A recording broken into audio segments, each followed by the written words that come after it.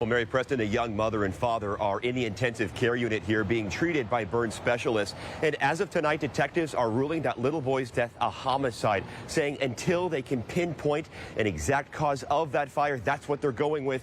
And if any legal action needs to be taken. Smiling for that family photo, Jacob and Jamie Hyland, along with their one-year-old son, who tragically died as they tried to escape the flames of the fast-moving Cold Springs fire burning in Okanogan County. Visiting their property out there from Renton, they were forced to run after ditching their truck and were found on Wednesday near the Columbia River. This fire was coming, and there wasn't much that was going to be done to stop it. It just was going where it wanted to go. Both Jacob and Jamie were flown to Harborview. They were badly injured and sustained third-degree burns. Their fight far from over. Okanogan County Sheriff Todd Hawley. They have some severe injuries, and we are very hopeful and praying that they are able to pull through the injuries that they've sustained. Word got out Tuesday night that the family had gone missing, with locals frantically asking if they could help in the search. And now that community dealing with an immeasurable loss. It's devastating to lose anybody, but especially one-year-old just really hits home. As fires continue burning up and down the West Coast, Sheriff Hawley says more resources are needed. It's just that they are incredibly difficult to come by. We have a huge fire here that needs to be taken care of. There are some simple steps to take, Mary, but it is hard to get any real relief. Bottom line, the air hanging above us, well, it's unhealthy for everybody, and it's going to spread just about everywhere. The soupy skies are more than an eyesore.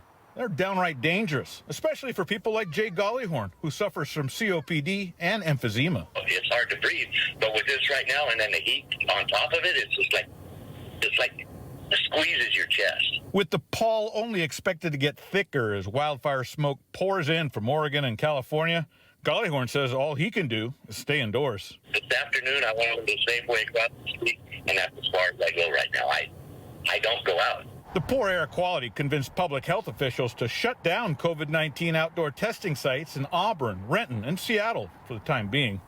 Despite the pandemic, experts say the smoke has too many toxic particles. And you breathe them in and they don't get caught in your lungs. They can actually get into your bloodstream. They can really lodge in there and lead to health issues. The best options are to stay indoors and close windows and doors. People with air conditioning should set it to recirculate. Otherwise, run an air purifier or build one with a box fan and furnace filter. And take a break from physical activity, because this threat of smoky air could linger or blow back through. You just want to limit your exposure and make sure you're not exerting yourself.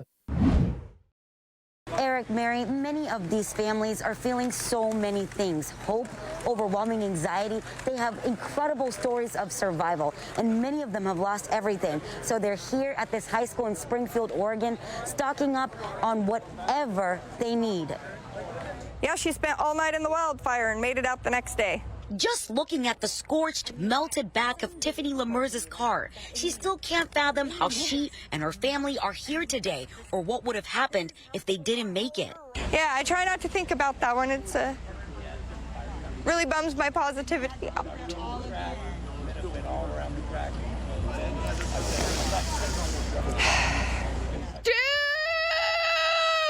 Tiffany's home in Blue River has been reduced to ashes. Monday night, she headed home to work, only to find out the raging holiday farm fire was knocking on her front door. Her 6-year-old daughter, niece, and sister were still inside the house. She says, Tiffany, there's no way for us to get out. And I told her, you have to get the girls, wet their blankets. And my mind started to race. And my daughter screams, Mom, I need you to hurry up and get here. Tiffany turned around, rushing to get them, but she wrecked her car that she was in at the time. She begged a sheriff deputy to give her a ride home, but they couldn't get there with the flames.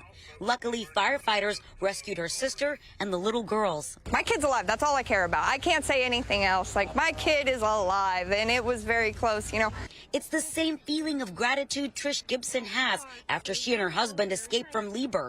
It's really hard, and it changes minute to minute, hour to hour. They still don't know what's happened to their house, but this outpouring of love is keeping them hopeful.